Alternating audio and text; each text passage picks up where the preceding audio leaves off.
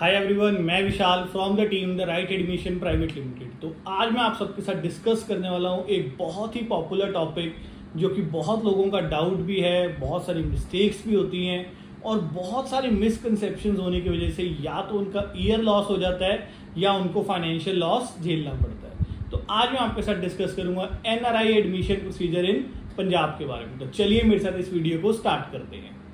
तो सबसे पहले हम ये देख लेते हैं कि जो एनआरआई एडमिशन प्रोसेस है या जितना भी एडमिशन प्रोसेस है पंजाब का, वो किसके अंडर आता है। तो उसको कंप्लीटली गवर्न करता है Baba Farid university of health Science यानी कि BFUHS, जो कि पूरी MBBS एडमिशन प्रोसेस को हैंडल करता है। वही यहाँ पर एनआरआई एडमिशंस को भी कंट्रोल करेगा। तो जितने भी रूल्स एंड रेगुलेशंस हैं, जितने भी डॉक्यूमेंट्स हैं, सब कुछ है वो बाबा फरीद के अंडर ही आपके रिव्यू होंगे, चेक होंगे और अगर आप सब करेक्टली दे देते हैं तो आप यहाँ पर MBBS एडमिशन भी ले सकते हैं। अब हम यहाँ पर डिस्कस कर लेते हैं कि टोटल नंबर ऑफ सीट्स कितनी है। तो जैसे कि आपको स्क्रीन पर नजर आ रहा है, डिफरेंट कॉलेजेस के सीट्स यहाँ पर दिए हुए हैं और टोटल 181 सीट्स हैं पंजाब में। तो इसमें से जो सबसे ज़्यादा पॉपुलर है वो कुछ प्राइवेट कॉलेजेस है, जैसे कि DMC है, CMC है।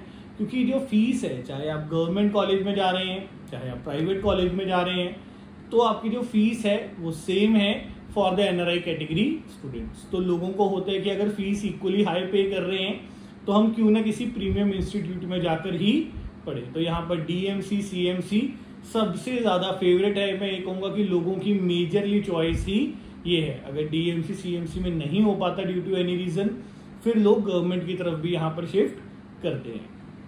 तो ये आपको सीट्स कितनी थी वो यहाँ पर पता लग गया, कौन सा पॉपुलर कॉलेज था वो पता लग गया। अब हम यहाँ पर सबसे इंपॉर्टेंट पार्ट को डिस्कस करेंगे अपने। तो यहाँ से हमारे सारी इंपॉर्टेंट चीज़ें स्टार्ट हो जाएंगी वीडियो की। तो अगर आपको कोई भी चीज़ नोट करनी है आप पॉज करके उसको नोट कर लीजिए, है ना। और अगर कोई डाउट्स आएंगे तो आप हमारी टीम के साथ कनेक्ट करिए। तो सबसे पहले मैं स्टार्ट करूँगा कि यहाँ पर कितने तरह के NRIs अलाउड है, यानी कि which category of NRI students are allowed in Punjab for the MBBS admission। तो सबसे पहले कैटेगरी 1 है, यानी कि कैटेगरी 1 में क्या चीज़ है, या तो कैंडिडेट खुद NRI है या उसके पेरेंट्स NRI हैं। फर्स्ट कैटेगरी की NRI आप खुद हो या आपके पेरेंट्स NRI हैं and you belong to Punjab. तो फर्स्ट कैटेगरी ऑफ स्टूडेंट्स वो हो गए, यानी कि जो खुद NRI हैं या उनके पेरेंट्स NRI हैं but they belong to Punjab.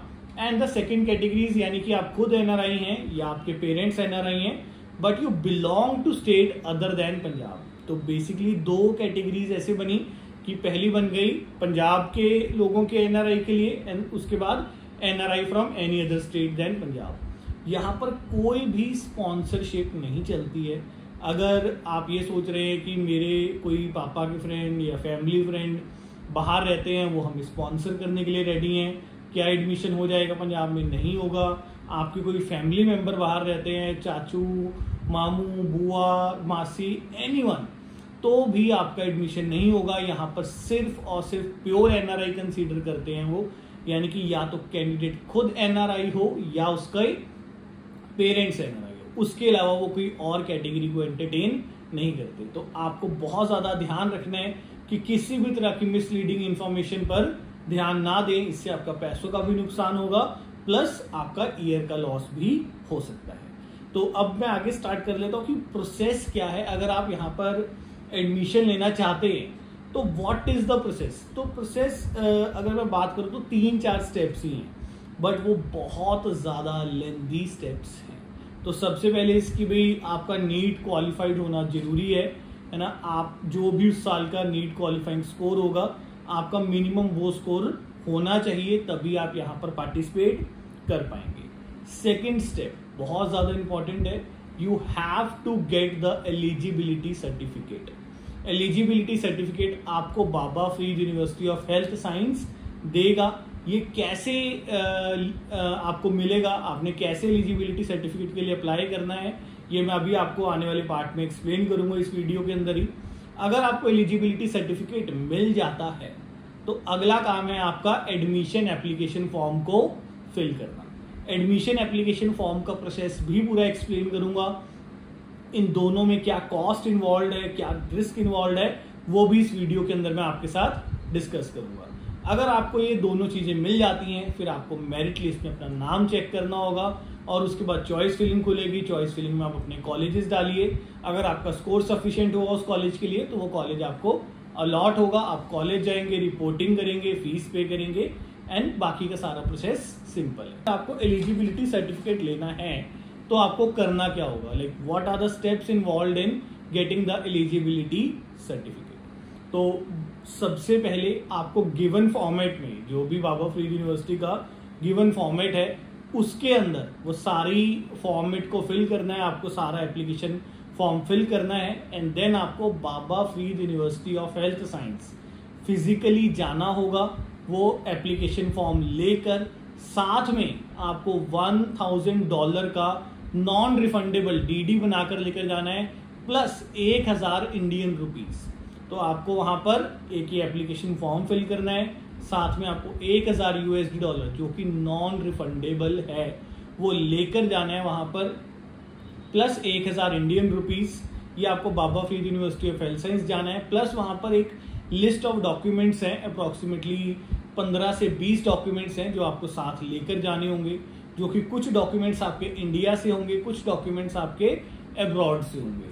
तो वो सारे डॉक्यूमेंट्स आपको लेकर जाने हैं वहां पे। अगर वो सब सही होगा तो वो आपको आगे के लिए इन्फॉर्म करेंगे। तो अप्रोक्सीमेटली एलिजिबिलिटी सर्टिफिकेट आने में आपको 5 से 6 दिन लग जाते हैं। आपको इन टच रहना पड़ेगा अथॉरिटीज के साथ कि वो आपको अपडेट करते रहें, क्योंकि वो आपको कोई फोन कॉल करके मैसेज करके नहीं बताएंगे।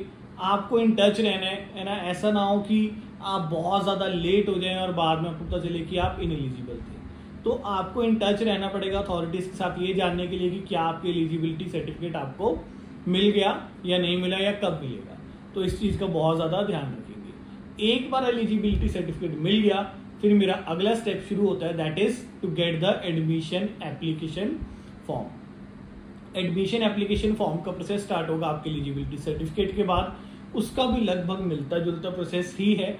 आपको गिवन फॉर्मेट के अंदर वो सारा एप्लीकेशन फॉर्म फिल करना होगा। फिल करने के बाद आपके पास ऑप्शन है कि आपको एप्लीकेशन फॉर्म या तो बाय पोस्ट भेज सकते हैं या आप पर्सनली वहां पर जाकर भी हैंड ओवर कर सकते हैं। तो जब आप वहां पर भेजेंगे आपको साथ में अगेन दोबारा से एक 1000 USD का डिमांड ड्राफ्ट बनाना है प्लस 2000 रुपये इंडियन करेंसी का डिमांड ड्राफ्ट बनाकर उनको देना होगा। तो उसके साथ ही आपके अगेन कुछ डॉक्यूमेंट्स लगेंगे, अगेन जिसमें से कुछ डॉक्यूमेंट्स आपके इंडिया में तैयार हो रहे हैं, कुछ डॉक्यूमेंट्स आपके बाहर से तैयार हो रहे हैं क्योंकि आप NRI कैंडिडेट हैं।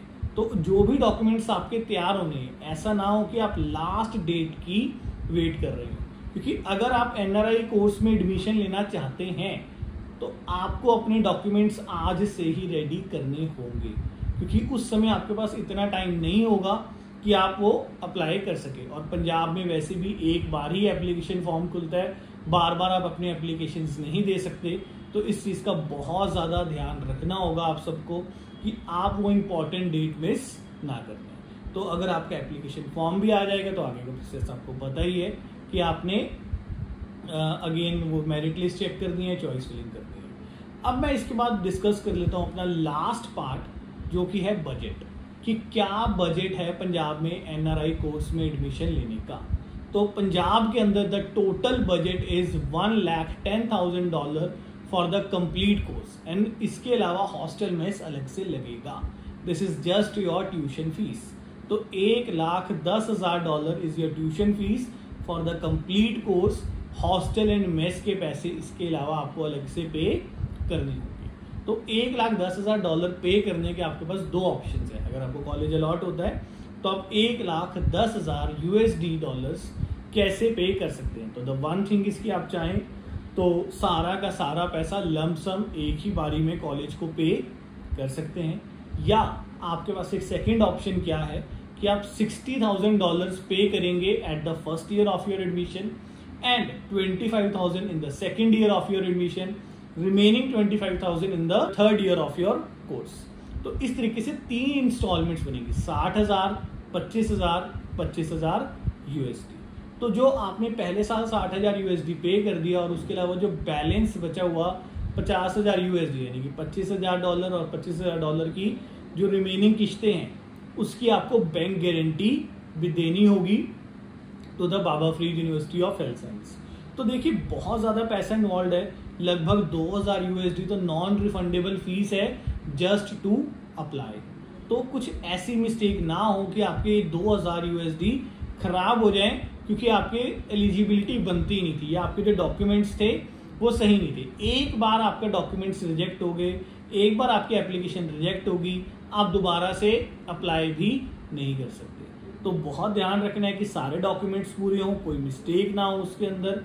तो इस चीज़ों का आपको बहुत ज़्यादा ध्यान रखना है। और एक बार आपने NRI के अंदर अप्लाई कर दिया पंजाब में, आप रिजेक्ट हो गए तो आप बाद में जनरल के लिए भी अप्लाई नहीं कर पाओगे। तो बहुत ज़्यादा ध्यान रखने वाली बात है क्योंकि बहुत ज़्यादा पैसा इन नॉन रिफंडेबल फॉर्म यहाँ पर एप्लीकेबल है आपके केस में।